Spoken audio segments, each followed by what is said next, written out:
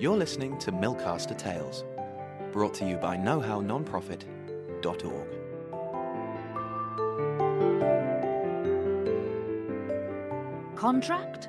What contract? Part 2. Joan, who's been concentrating on planning Age Aid's 10th anniversary celebration, is horrified to discover that her treasurer has submitted a very poor application for next year's funding, which stands little hope of success under the new contracts regime. Still half asleep, Edwina, chair of Age Aid, bends down to pick up the Saturday edition of the Milcaster Mercury that's just been delivered, and is surprised to see Joan's picture on the front page, along with the Lady Mayoress, cutting the cake at the 10th birthday celebrations of Age Aid. She reads on. Old Age Care in Careless Hands by Luke Matthews. While the chief executive of Age Aid is enjoying herself dispensing cake at birthday celebrations to local dignitaries, the care of our old people is at risk.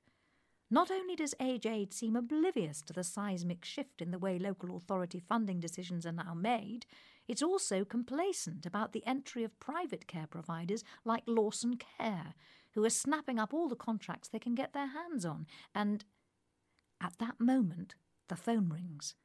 It's Hazel, another trustee. You seen the Mercury? Yes, says Edwina. What the heck's going on?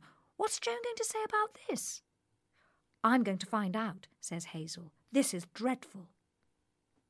During her relaxing anniversary weekend in Budapest with Simon, Joan had regained much of her usual optimism and felt everything was going to be okay about the funding application to the local authority.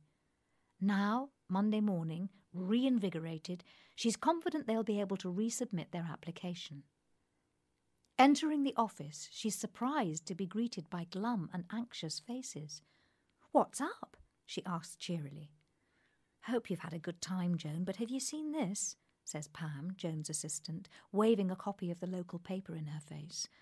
Oh, and the chair's been ringing, wanting to speak to you the very minute you get in, and...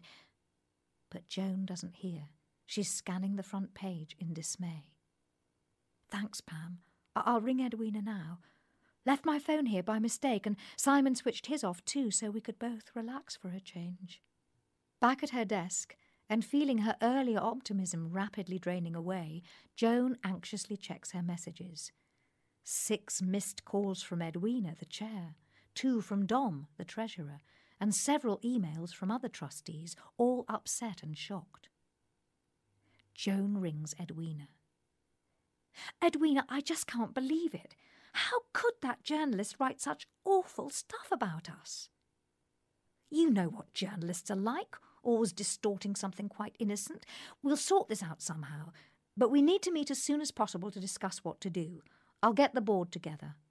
Feeling supported, Joan relaxes a little, but is later taken aback by a call from another trustee, Ashok, their newest board member, asking to see everything to do with their funding bid to the council and for more information on finances.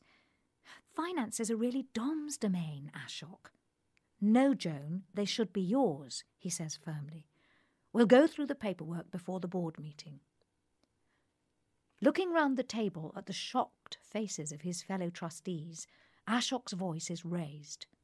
Are you aware that if we don't get an extension of our funding in 2011 from the council, we could be personally liable to the tune of maybe 20k each? But how can we be liable, Ashok?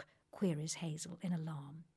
Surely we're covered by insurance for that type of thing, says Edwina briskly. Dom? Joan looks at the treasurer. No idea, he replies, shrugging his shoulders miserably. Ashok looks impatiently at his fellow trustees.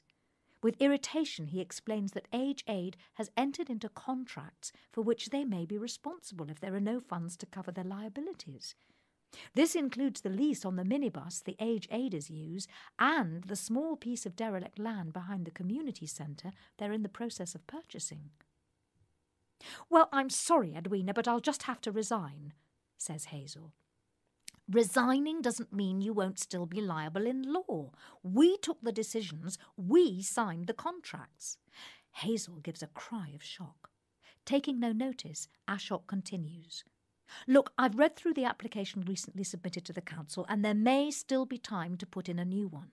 But we'll have to go through the tendering process and provide evidence of how we're making a difference.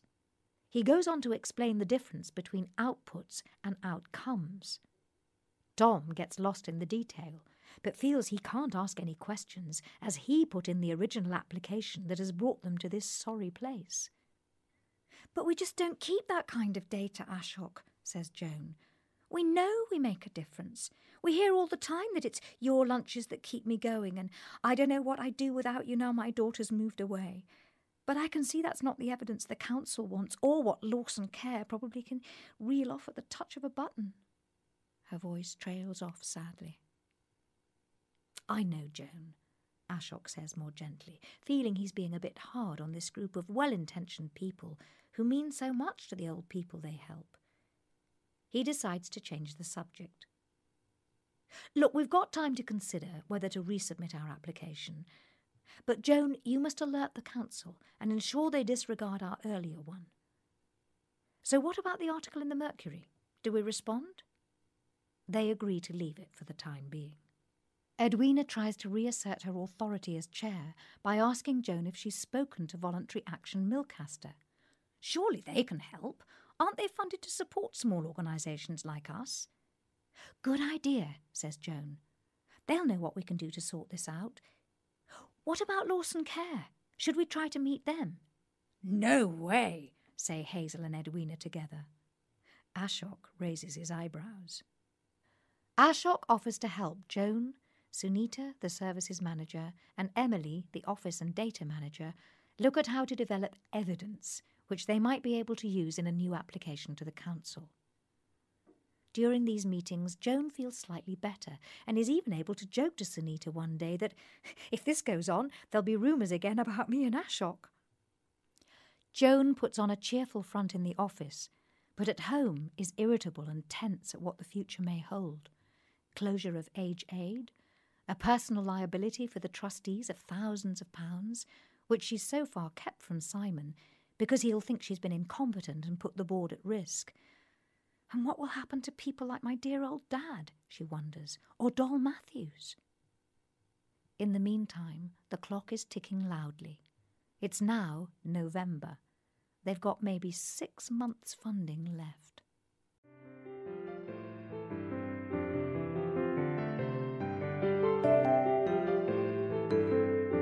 You've been listening to Milcaster Tales. Keep up to date with the latest Milcaster events and discussions at knowhownonprofit.org.